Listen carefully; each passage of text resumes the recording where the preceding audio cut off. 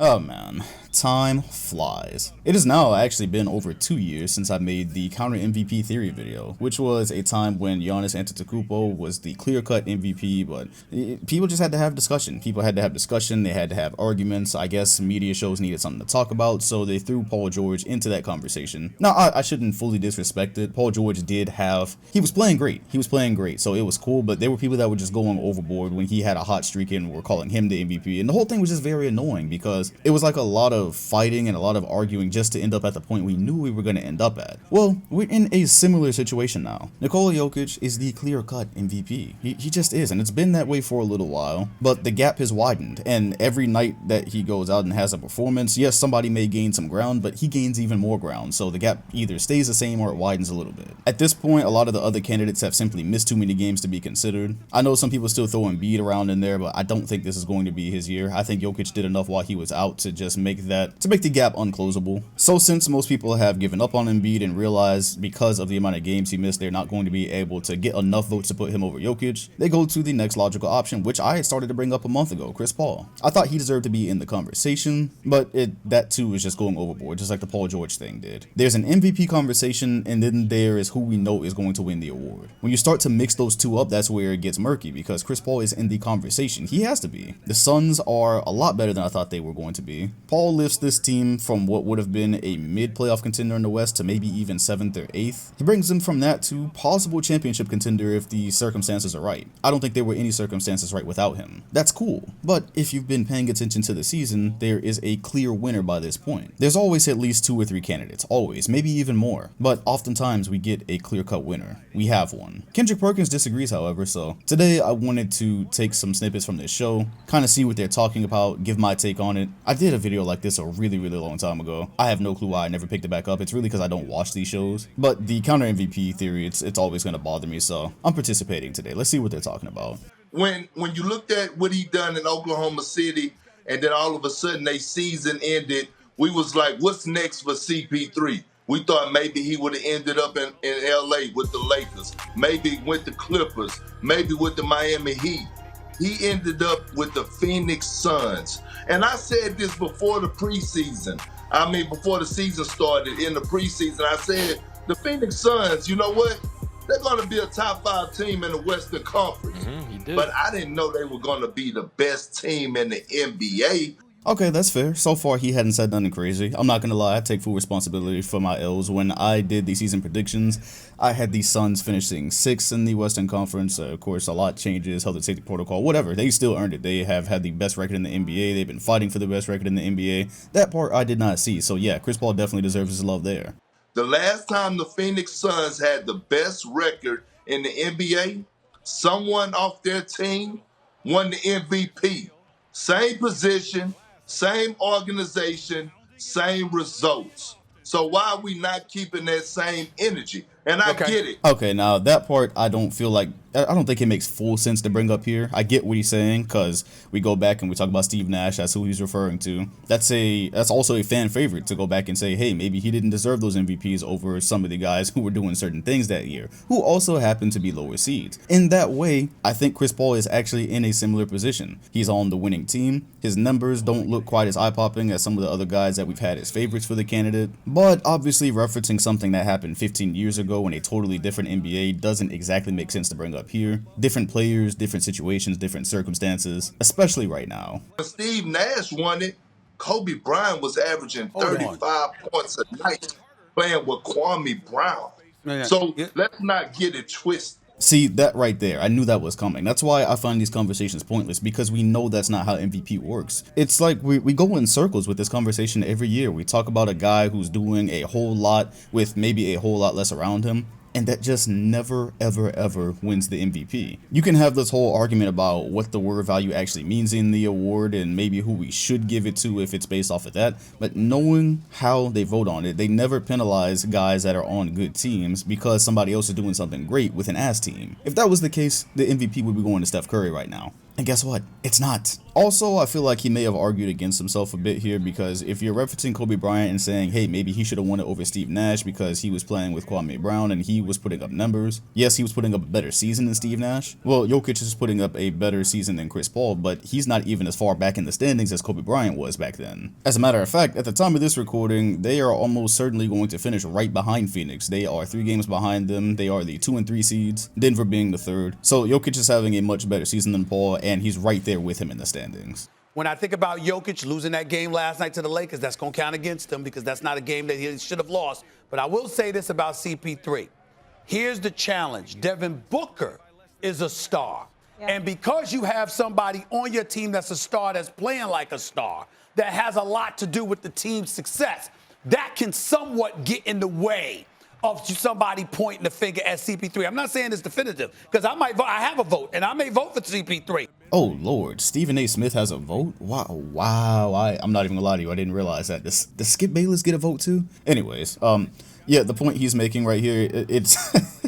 I like Stephen A. for entertainment, but I don't really go to him much for actual basketball talk. Anyways, he's making a solid point right here. I think you can say that Chris Paul is the most valuable player on the Suns, even if he's not the best one. Yes, he's got Devin Booker, who is also playing like a star. I think that specifically helps Jokic here, where his star just went down and they're 10-2 since that happened. And that's not even taking credit away from Michael Porter Jr. and the improvement he's shown, because I believe he's averaging somewhere in the neighborhood of 25 since Jamal Murray went down. So then you can make the argument that, hey, he also has a guy that's playing like a star. But when Jamal Murray went down, in a lot of people's eyes, that was the Nuggets season. They were supposed to be deflated. Maybe they should have even fell a little bit farther back in the standings. And a lot of people are still calling them a first round out. If they play the Lakers, that includes me. So to play the biggest part in keeping this team afloat when the presumed number 2 guy goes down for the season, in my eyes, that widened the gap for the MVP race, which is why I can't quite grasp how the Chris Paul talk is popping up really right now. I started thinking and mentioning CP3 like a month or a month and a half ago, looking at how the Suns did compared to what they were supposed to do, but to bring it up right now where the gap was already too big and to really be trying to make it like it's not clear cut, that's the counter MVP theory. We always have it and it seems necessary.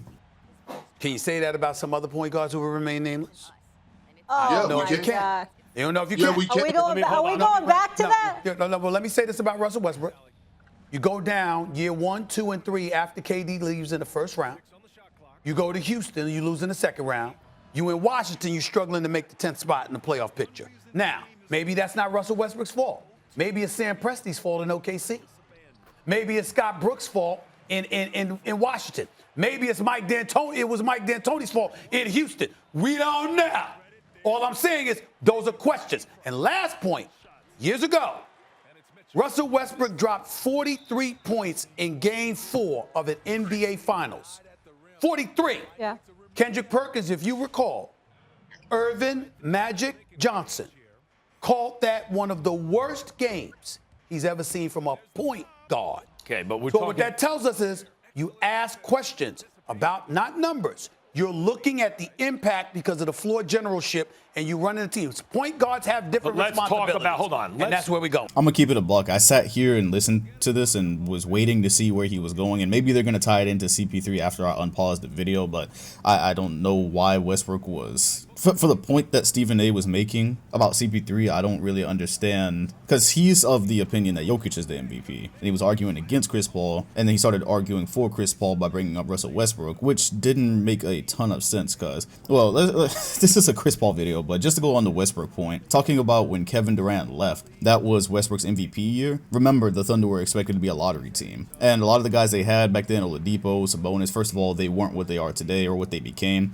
and the spacing around him, that team was not set up for success. With Russell Westbrook, that team was not set up for success. They did far better than anybody thought they were going to do, and Westbrook averaged a triple-double. So that was an incredible season, no matter what the finish was. And okay, I'll give him the next 2 years. We'll be fair here. I'm not a Westbrook stan. Yeah, the next 2 years were disappointing. I don't think they should have gone out to the Jazz and a rookie Donovan Mitchell. Going out in 5 against the Blazers, that was completely shocking, especially the way they went out. Yeah, I still have the same opinion. That wasn't a good look for him. Then that busts up and he goes to Houston, where I don't know about y'all, but I was asking how that was supposed to work anyways, because Chris Paul and Harden made sense. And even when Chris Paul first went there to play with Harden, we were asking how it made sense, but we eventually saw that it did make sense. But then Westbrook came and I was like, okay, I have no clue how this one is going to work. And when they went super small, it looked a little bit better, but I don't think there were any expectations for Houston to go any further than they did, especially with Westbrook not even healthy. So I don't really penalize him for what happened in Houston. That was a bad fit. Now he's in Washington, and he is one of, if not the biggest reason that they are still fighting for a playoff spot or a play-in spot. But he came there, he was not healthy at the beginning of the season. He is once again averaging a triple-double, and the Wizards still might end up, because of the play-in, of course, but yeah, they still might end up with a playoff spot. And to me, that is what was expected. Now, go back to my season's predictions. I believe I gave the Wizards either the 6th or 8th spot. Yeah, I had them at the back half of the Eastern Conference, which that's worse than being in the back half of the West. So I think the Wizards have also done pretty much what was expected with Westbrook there. He hasn't really been in a situation where he was flat out expected to go far and even win a championship in quite some time. Also, let's continue this because I don't understand why bring Westbrook up in this. Stephen A has definitely had it out for him for a little bit. Let's talk about CP3 right now. CP3 to me is not actually a candidate for MVP. He's top 5 MVP. No doubt. If you had to make a list, he's going to be on the list. But I can't see where you could give him a vote as the MVP. All right, relax. I think he's a little bit more extreme on this issue than even me. I think he took the counter MVP theory and ran with it. I never said that Chris Paul couldn't be a candidate or that he's not in the conversation, which I guess he's saying he is in the conversation because he's top 5. No, CP3 can absolutely still get some votes. He's just not going to win it. It is clear cut Jokic. I don't think it's going to be unanimous. So sure, Paul has been healthy. He's been there all year. Suns are better than they're supposed to be. We already went through all this. Yeah, he absolutely can't get some votes. That's kind of weird. There's just no realistic way for him to get enough to win over Jokic. That's what I'm saying here. Jokic this year, they're 3.5 games off the pace. And by the way, they got the best record because LeBron and AD have been hurt, and the Nets' big three have all been out for extended periods of time, or else they wouldn't have the best record. But they do right now. Jokic is 3.5 games off the pace. No Jamal Murray. He is going for 26, 11, and 8. We have never seen a center, including Sabonis, even if you could kind of figure, well, if he's doing this back in the day as an old guy, what was he doing in his prime in Europe? No. This dude can get you into the offense, bring the ball up the court. He's a load in the middle. He can shoot from 3. He is a genius-level passer. Jokic is clearly, at this moment, the MVP of the NBA. Apologies, Chris Paul. Yeah, I mean, cosign. I'm here agreeing with Max Kellerman. That's rare, but he's got it right here. Jokic is having a historic season. I think that people take it the wrong way when you say there's a clear-cut MVP or that we should just kind of move on. It's not disrespect to what other players have done. And this is just what happens sometimes, man. This is what has happened to Chris Paul. People argue that maybe he should have been the 2008 MVP, but also Kobe had a great year. This is a very talented league that just continues to add talent. We are always going to have seasons where guys are doing incredible things, but then there's another guy doing a more incredible thing. That's what's happened here. That is exactly what's happened here. I'm convinced at this point that Chris Paul could go to just about any team in the league and make them better, but you could definitely say the same thing about Jokic. Obviously, Chris Paul has been the one to prove it. It's just a matter of Chris Paul is doing that, he's proving that, and Jokic is doing something we've never seen. So more than one thing can be true. Chris Paul can be very valuable, but he can also just not be the MVP of the league. That's where we are right now. If you wanted to take it back and use the argument that I always hated, one that people use every single year, is saying, hey, take this player off this team, what would happen? You take Chris Paul off the Suns right now, yeah, they get significantly worse. Obviously, I don't see them making any kind of run without him, but that's again true of pretty much any star player. And also, they would still have Devin Booker, they would still have Aiden. They would at least be able to hold their own like they were in the bubble last year. I think they would be able to hold their own as a halfway decent team. You take Jokic off the Nuggets right now, I think there would be a significant slide. Like, I'm pretty sure that team would be non-competitive without Nikola Jokic. I don't feel that way about Chris Paul and the Suns. Well, I like how you added that 0.5 to the 11 rebounds because he's averaging 10.5 rebounds to make it 11 to make your argument that much better. I like how you did that. But look, here it is, though, Max. I think it's 10.9, actually, but I'll look. Okay, it's still, it ain't 11. 10.9 is 11, We buddy. don't do no rounding Yes, off. you do. All right, y'all. I think we're gonna go ahead and wrap this up. I don't think anything more productive is going to come out of this video, but yeah, I don't watch sports shows a lot, and there was some productive discussion here. It's not like the clips that I see on Twitter. Yeah, look, regardless of what happens right now, to me, Nikola Jokic is the MVP.